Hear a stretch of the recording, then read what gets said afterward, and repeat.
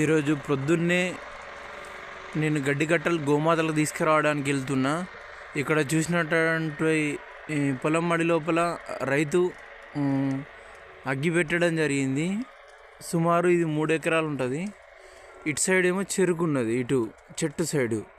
ఇటు సైడ్ ఉండి రైతులు అటు పెట్టిర్రు, అటు కాలుకుంటూ పోతుంది. ఎప్పుడైతే ఈ నేలని తగలబెట్టడానికి రైతుకు హక్కు లేదు, కానీ ఆ యొక్క సూక్ష్మ పోషక పదార్థాలని మనకు పంటనిచ్చేటువంటి వాటిని వ్యర్థ పదార్థాలని మనకు మురిగి కుళ్ళిపోయి మనకు బ్యాక్టీరియా తయారై మొక్కకు మనకు శక్తినిచ్చేటువంటి భూమాతని వీళ్ళు తగలబెట్టడం జరుగుతుంది. అదేవిధంగా ఆ భూమి మీద నీకు పట్టా ఉన్నది, భూమి మీద నీకు హక్కు ఉన్నది. నువ్వు అయిన తర్వాత నీ కొడుకన్న బతకాలా, నీ ఒక కూతురన్న బతకాలా, నీ కోడలన్న బతకాలా. మళ్ళా భారతదేశ భూమి అనేది భూమిలాగానే ఉంచి నువ్వు మృత్యువు దగ్గరికి వెళ్ళాలా. కానీ మానవుడు ఆశాజీవి.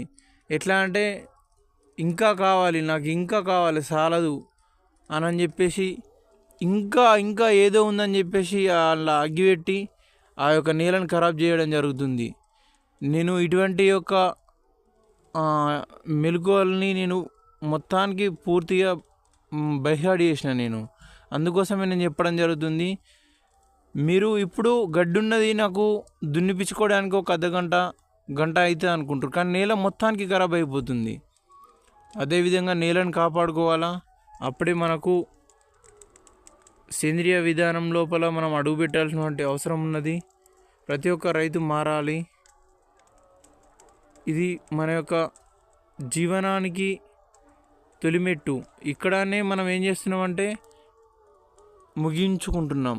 ఇటువంటి పనులు ఎవరు చేయొద్దు దయచేసి. ఇక ముందన్నా మనం మారదాం. సుభాష్ పాలేకర్ విధానం, మనకు మురళీధర గోదామం విధానం, విజయరామ్ విధానం, మనకు ఎన్నో రీసెర్చ్ చేస్తుర్రు గోవుల పైన. ఆవు మూత్రం, ఘనజీవామృతం, ద్రవజీవామృతం, ఆ విధానాలలో మనం గోమాతల ద్వారా మనం పంటలు పండించుకుందాం. ఇటువంటి విధానాలు ఇక నుంచి అయినా మీరు అర్థం చేసుకోండి. దీని ద్వారా ఎంత నష్టం ఉంది, దాని ద్వారా ఎంత లాభం ఉందని ఒకసారి క్యాల్కులేషన్ వేసి చూసుకోర్రి. దీని ద్వారా భూమి శూన్యమైపోతుంది. గజన్నర భూమి దవి మట్టి పంజాబ్లో మనం పోయడం జరుగుతుంది. ఇక్కడ పక్కకు మట్టిని తీసుకెళ్ళి ఆ పంట పండకపోతే. అదే రైలు ప్రతిరోజు ఒక 3 లక్షల క్యాన్సర్ పేషెంట్లు వెళ్తుర్రు పంజాబ్లో. అటువంటి పరిస్థితి మనకు రాకూడదు. ఆ పంజాబ్ కూడా రాకూడదు, మారాలి.